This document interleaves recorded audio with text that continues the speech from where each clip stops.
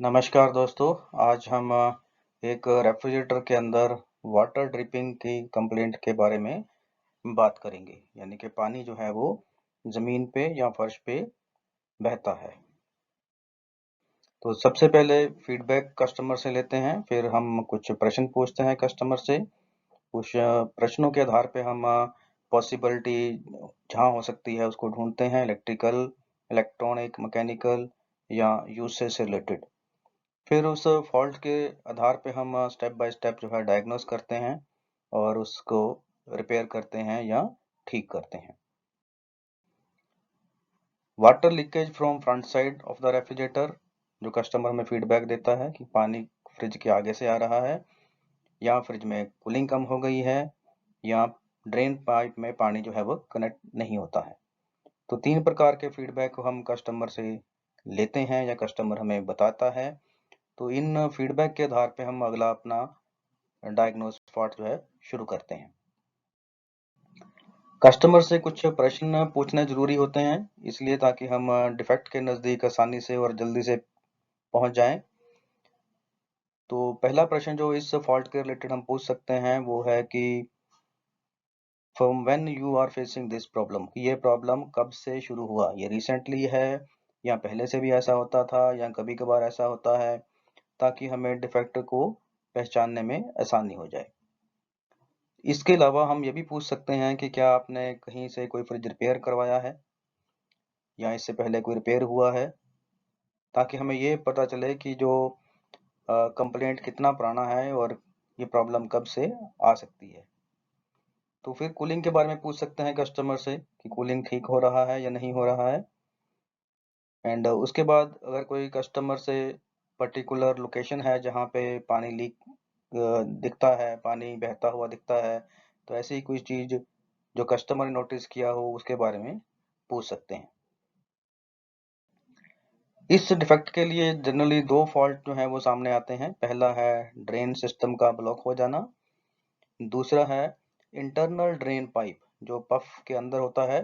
वो drain pipe अगर अंदर से ब्लॉक है तो भी पानी जो है वो जमीन पे बहता है।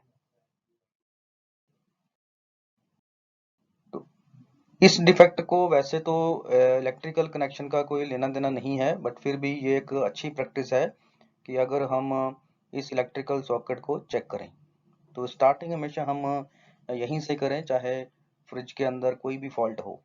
तो न्यूट्रल जो है वो लेफ्ट में होता है, फेस जो है वो राइट में होता है, अर्थ पिन जो है वो ऊपर होता है। अब न्यूट्रल और फेस के बीच में हमें अगर 220 वोल्ट मिलता है या 230 वोल्ट मिलता है तो फिर हम चेक करते हैं फेस एंड अर्थ की वोल्टेज। तो यहाँ पे भी हमें उतना ही वोल्टेज मिलना चाहिए जितना न्यूट्रल और फेस में मिलता है। अगर इन दोनों में बराबर वोल्टेज मिलता है तो इससे हमें यह पता चलता है कि यहाँ पे अर्थिंग जो है वो प्रॉपर है। इसके अलावा लीकेज चेक करना है। तो लीकेज कैसे चेक करेंगे? अर्थ पिन और न्यूट्रल पिन में वोल्टेज चेक करेंगे। यहाँ 0 वोल्ट होना चाहिए, बट 2 वोल्ट का छूट होता है। 2 वोल्ट तक अगर हमें मिलता है तो इसका मतलब वो लीकेज में काउंट नहीं होगा। तो इसी प्रकार अर्थ और फेस में हमने पहले बात की कि उतना ही वोल्टेज मिलना चाहिए जितना फेस और न्यूट्रल में मिलता है। बट यहाँ पे अगर हमें 20 वोल्ट, 50 वोल्ट मिलते हैं, 60 वोल्ट मिलते हैं, तो इसका मतलब ये लीकेज है। इस लीकेज वोल्टेज की वजह से इलेक्ट्रॉनिक प्रोडक्ट को काम करने में दिक्कत आती है या फिर कई बार प्रोडक्ट की बॉडी में करंट भी आ जाता है। तो इसलिए ये सॉकेट चेक करना बहुत ही जरूरी है। ड्रेन ब्लॉक फॉल्ट को ठीक करने के लिए हमें जो टूल चाहिए उनमें से पहला है ये स्क्रू ड्राइवर। फिर ये एक स्प्रिंग है जो नॉर्मली हम घरों में कर्टन टांगने के लिए इस्तेमाल करते हैं और ये आसानी से मार्केट से मिल जाता है। ड्रेन ब्लॉक जो फर्स्ट डिफेक्टिव है हमारा, उसको चेक कर कैसे करेंगे? Physical observation. Water leak from supply air duct. तो कई बार पानी जो है वो जो रेफ्रिजरेटर कंपार्टमेंट में, अगर फ्रॉस्ट फ्री रेफ्रिजरेटर है तो वहां पे जो एयर डक्ट होती है जहाँ से एयर पास होती है वहां से पानी बहता है। देन उसके बाद ड्रेन पैन के अंदर वाटर कलेक्शन चेक करेंगे कि वहां पे पानी है या नहीं है। इसके अलावा कई बार एक्सेस आइस फॉर्मेशन होने से भी पानी जो है वो फ्रिज के अंदर गिरता है, यानी कि अगर डिफ्रॉस्टिंग सिस्टम में फॉल्ट है, कस्टमर रेफ्रिजरेटर को डिफ्रॉस्ट नहीं कर रहा है, अगर डीसी है तो इस कंडीशन में भी पानी जो है फ्रिज के अंदर गिरता है। प्रोसेस नंबर 1 तो ठीक करने का क्या करना है। Process number 1 Frost free refrigerator के लिए, तो यहाँ पे हम देख रहे हैं कि एक ड्रेन होल बना हुआ है। इस ड्रेन होल से जितना भी पानी होता है वो बाहर की तरफ जाता है। कई दफा ये देखा जाता है कि ये ड्रेन होल ब्लॉक हो जाता है।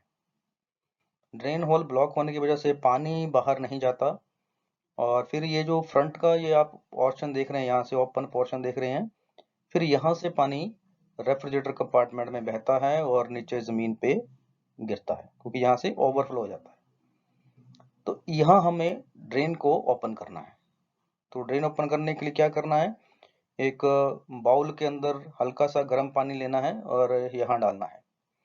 तो गर्म पानी होने की वजह से जो इस ड्रेन होल के अंदर कई बार आइस फॉर्मेशन जो होता है वो पिघल जाएगा और ड्रेन ओपन हो जाएगा। तो ड्रेन ओपन करने के बाद एक साफ पानी की बोतल लें और यहाँ पानी डाल दें पूरा बोतल, ताकि कोई बचा हुआ गंदगी वगैरह कुछ है तो वो ड्रेन के माध्यम से बाहर निकल जाए। तो इस प्रकार यहाँ से ड्रेन लीकेज को हम चेक कर सकते हैं फ्रॉस्ट फ्री रेफ्रिजरेटर के लिए। अगर वो रेफ्रिजरेटर डायरेक्ट कूल है, सिंगल डोर है, तो हमें क्या चेक करना है, जो कैबिनेट के अंदर ड्रेन फनल दिया होता है उसको चेक करना है, उसको बाहर निकालना है और उसके अंदर वो जो अभी हमने स्प्रिंग दिखाया था आपको उसको डालना है। एक दफा ऊपर से डालें, दूसरी दफा जो बैक साइड पे ड्रेन आउटलेट होता है वहां से डालें। तो फिर थोड़ा सा उसको हिलाएं और अगर उसके अंदर कुछ ब्लॉकेज होगा तो वहां से पानी जो है वो ड्रेन बॉक्स की तरफ चला जाएगा। तो अगर ड्रेन ब्लॉक हुआ है तो फिर यहाँ से हम उसको खोल सकते हैं, और खोलने के बाद इसमें भी वैसा ही करना है जैसे फ्रॉस्ट फ्री में किया, कि एक खाली बोतल पानी जो है वो एक्स्ट्रा डालना है, ताकि अंदर बची हुई गंदगी, काई या कोई पफ का पीस है तो वो बाहर से निकल जाए। तो इस प्रकार फ्रॉस्ट फ्री रेफ्रिजरेटर और डीसी रेफ्रिजरेटर में हम जो है ड्रेन ब्लॉक को क्लीन कर सकते हैं। तीसरा जो हमारा प्रोडक्ट आता है वो है NXW, जिसको हम बॉटम माउंट रेफ्रिजरेटर भी बोलते हैं। इसमें भी वाटर लीकेज की प्रॉब्लम आती है, ड्रेन ब्लॉक होने की प्रॉब्लम आए तो हम क्या करते हैं। तो सबसे पहला इसका जो इंडिकेशन होता है वो ये है कि इसका जो नीचे वाला ड्रॉअर है जिसको हम फ्रीजर बोलते हैं, अगर आप उसको खोलने की कोशिश करेंगे या तो कई बार वो बहुत साउंड करता है या फिर कई बार खुलता ही नहीं है। तो ये इससे हमें ये पता चल जाता है कि इसमें जो है पानी बॉटम की तरफ इकट्ठा हुआ है और उसके बाद वो पानी फ्रीज हो गया, तो इसके लिए वो दरवाजा भी अटक जाता है। तो इस स्थिति में वो दरवाजे को जब हम बाहर की तरफ खींचते हैं तो वो निकलता नहीं है। तो ज्यादा जोर मत लगाएं इस स्थिति में, तो उसको थोड़ी देर बंद कर दें रेफ्रिजरेटर को, ताकि जो आइस फॉर्मेशन है वो थोड़ा सा गर्मी की वजह से मेल्ट हो जाए और फिर वो डोर आसानी से खुलेगा। तो इस फ्रिज में ड्रेन प्रॉब्लम को सॉल्व करने के लिए हम ये पूरा जो कॉइल कवर है इसको चेंज करते हैं, ये मॉडिफाइड लगाना होता है, क्योंकि पुराने वाले कवर में यहाँ से पानी ओवरफ्लो होता है, ये जो इसका वेज है ये साथ साथ यहाँ से पानी ओवरफ्लो हो जाता था। तो इसलिए ये एक नया डक्ट जो है वो डिजाइन किया हुआ है, तो इसकी सहायता से आप उस वाटर लीकेज की प्रॉब्लम को सॉल्व कर पाएंगे। तो अगर वो इंटरनल ब्लॉकेज है पाइप के अंदर, तो इसको हम इस स्क्रू ड्राइवर या हल्का कोई पिन लेके, ये पिन यहाँ पे दिखाया गया है, जस्ट इसका पर्पस ये है कि आप इस तरह का कोई पतला सा वायर लेके भी ड्रेन को ओपन करने में ट्राई कर सकते हैं। Then drain hose leak inside the cabinet, अगर अंदर कैबिनेट का ड्रेन होज लीक है तो physical observation, so any water leakage from liner, अगर लाइनर से कोई पाइनर लीक होता है, कई बार पानी जो है वो चिलर ट्रे से नीचे गिर टपकता है, कई बार शेल्फ से टपक जाता है, कई बार जो वेजिटेबल ट्रे है उसके अंदर इकट्ठा होता है, तो अलग अलग जगह पे ये फिजिकल ऑब्जर्वेशन हम ले सकते हैं। इसके अलावा लाइनर पे कहीं पे कोई पानी इकट्ठा होता हो तो वो भी लीकेज के रूप में बाहर आ सकता है।